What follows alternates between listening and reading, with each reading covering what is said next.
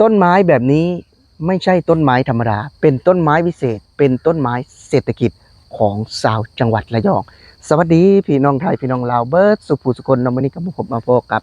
บ่าวยอดเช่นเก่าเช่นเคยพี่น้องถือว่าวันนี้บ่าวยอดมีเรื่องราวจะมานำเสนอให้พ่อแม่พี่น้องได้รับชมและรับฟังกันเป็นเรื่องราวของ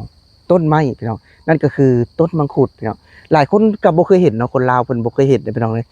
ต้นมังคุดเนาะถือว่าอยู่ลาวบ่มีเลยแหละต้นมังคุดเนาะนี่คือกำลังออกมากพี่น้องก็ออกจากใบจังซี่เนาะนี่เป็นต้นไม้วิเศษเนาะซึ่งว่าปีนี้ก็ออกดกออกผลหลายอีหลีพี่น้องเนาะเบิ่งได้เลยเนาะนี่คือในต่างจังหวัดของประเทศไทยพี่น้องเพิ่นว่าเพิ่นจะสร้างเนาะสิ่งดีๆเหล่านี้นะให้ชาวเกษตรกรไทยเนาะซึ่งว่าในประเทศไทยเนี่ยพี่น้องพื้นที่ที่เพาะปลูกเนาะสามารถมีน้ำใช้ได้ตลอดเพราะว่ามีการสร้างอ่างเก็บน้ำเนาะในประเทศไทยถือว่าต้นไม้เหล่านี้เนี่ยพี่น้องก็เป็นต้นไม้ที่อุดมสมบูรณ์และบ่ยอดบอกเลยว่าเป็นต้นไม้ที่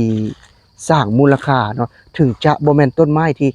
เกิดจากเวทมนต์คาถาเนาะแต่บ่ยอดเว้าได้เลยว่าเป็นต้นไม้วิเศษที่คนไทยเพิ่นสร้างขึ้นให้คนไทยได้ใช้เองและคนลาวคือบ่ยอดต่างดาวก็ได้มีโอกาสได้เห็นก็เลยถ่ายให้พี่ให้น้องเนาะคนที่บ้านบ่ยอดเนาะแบบว่าอยู่ประเทศลาวยังบ่เคยเห็นบ่เคยได้สัมผัสบ่ยอดก็เลยถ่ายให้พี่ให้น้องได้เบิ่งเนี่ยนี่คือต้นไม้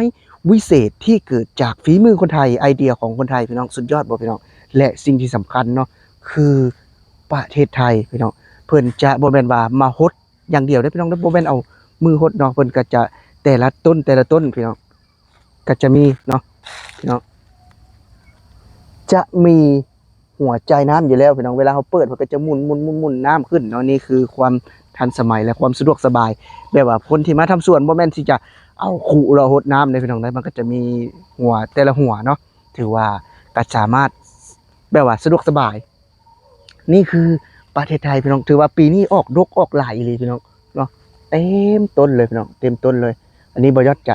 ถ่ายเก็บภาพบรรยากาศเนาะให้พ่อแม่บ่ยอดได้เบิ่งกันว่านี่เด้เนาะในประเทศไทยนี่เพิ่นแบบว่าสร้างมูลค่าเนาะด้วยแบบว่าต้นไม้ที่แบบว่าธรรมดาแต่ว่ากลายเป็นต้นไม้เศรษฐกิจเป็นต้นไม้วิเศษเนาะนี่คือประเทศไทยเพิ่นเฮ็ดแบบว่าถือว่าอันนี้แบบว่าส่วนนี้แบบบ่ได้ใส่ปุ๋ยเคมีเลยใส่แต่ปุ๋ยหมักปุ๋ยจากใบไม้นี่พี่น้องปุ๋ยจากใบไม้นี่เพื่อเอามาทำปุ๋ยหมักแล้วก็จะเพิ่มจุลินทรีย์อย่างต่างๆเพื่อให้แบบว่ามันออกลูกดกแบบนี้นะพี่น้องนี่เนาะออกลูกดกถือว่าบ่จะได้เห็นนะนี่นะพี่น้องนี่นะป้าเต็มต้นเลยพี่น้องเต็มต้นเลยนี่คืออีหลีเด้อพี่น้องเด้ให้เห็นว่าประเทศไทยเป็นเฮ็ดแท้เฮ็ดจริงพี่น้องนี่ก็ค่อนข้างที่จะสวยงามเนาะปีนี้แต่ว่าออกลูกหลายอีหลีพี่น้องปีนี้นะบ่ยัดบ่ได้ตัวใดนี่คือประเทศไทยพี่น้องต้นไม้ธรรมดาให้กลายเป็นต้นไม้วิเศษนี่ของชาวจังหวัดระยองเนาะคือชาวจังหวัดระยองนี่จะเป็นชาวแบบว่าทำสวนแบบว่า90%ที่ทำสวนเนาะแต่ทำนาก็จะเป็นส่วนหนึ่งจะส่วนน้อยเนาะอาจจะบ่ได้เป็นอาชีพหลักแต่ว่าเป็นอาชีพหลักคือชาวจังหวัดระยองคือทำสวนเนาะนี่คือเป็นมื้อสุดท้ายเนาะที่บ่ยอดจะได้ใช้ชีวิตอยู่ในจังหวัดระยองเนาะถ้ามาประเทศไทยบ่แม่นมื้อสุดท้ายบ่ยอดยังจะกลับเข้ามาทำงานคือเก่าเนาะแต่บ่ฮู้ว่า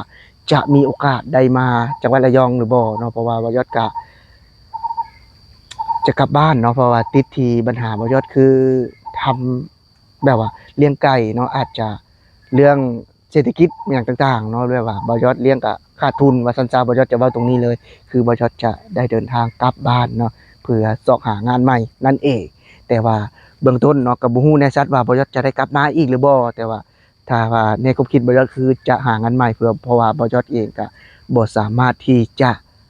แบบว่าให้เฒ่าแก่ขาดทุนได้หลายกว่านี้เนาะเพราะว่าถือว่าเฮาก็เป็นคนที่มีจิตสำนึกว่าซั่นจะก็เลยอยากกลับบ้านคือว่าพอแล้วเนาะเพราะว่าแบบว่าเฮารู้สึกว่า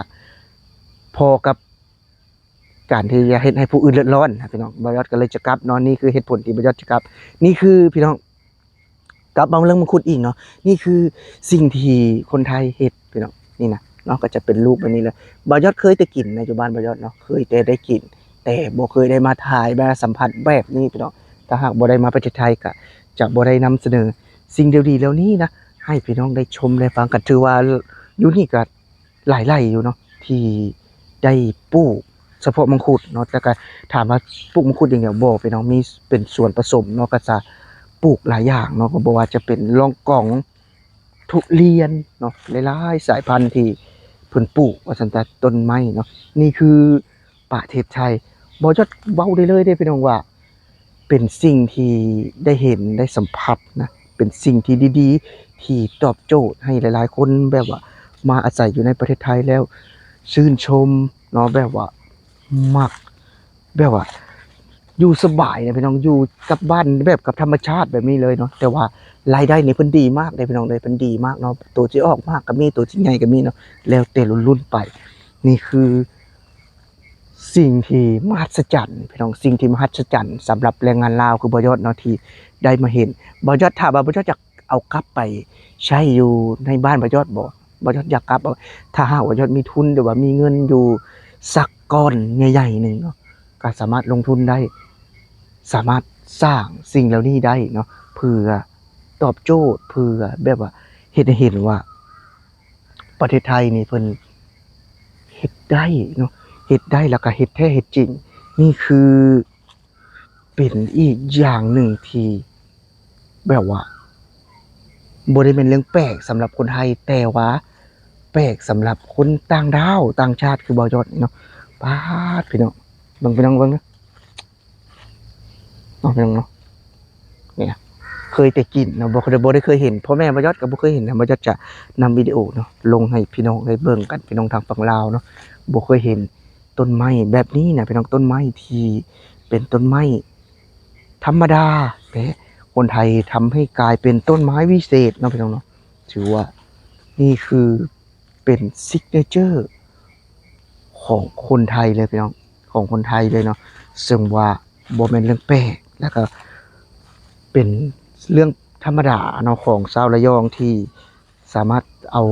ต้นไม้มาสร้างเงินสร้างคำแบบนี้นะจริงๆเลยพี่น้องจริงๆเลยเนาะก็ เป็นอีกหนึ่งเรื่องราวที่บ่ยอดประทับใจพี่น้องสำหรับผู้ใดที่เข้าเบิ่งแล้วก็อย่าลืมฝากกดแชร์กดไลค์เพื่อเป็นกำลังใจให้บ่ยอดแรงงานลาว Channel เนี่ยเนาะนี่ก็เป็นอีกหนึ่งอย่างที่ได้เห็นได้สัมผัสได้เจออยู่ในประเทศไทยแล้วพี่น้องก็บ่แปลกใจเลยที่ตื่นเต้นประทับใจเนาะถือว่ามื้อนี้ก็เป็นมื้อสุดท้ายจะว่าเป็นคลิปอำลาของบ่ยอดเนาะอยู่ที่จังหวัดระยองก็อาจจะมุ่งหน้าไปที่กรุงเทพมหานครต่อเนาะหลังจากกลับบ้านมาแล้วเนาะอันนี้ก็สวัสดี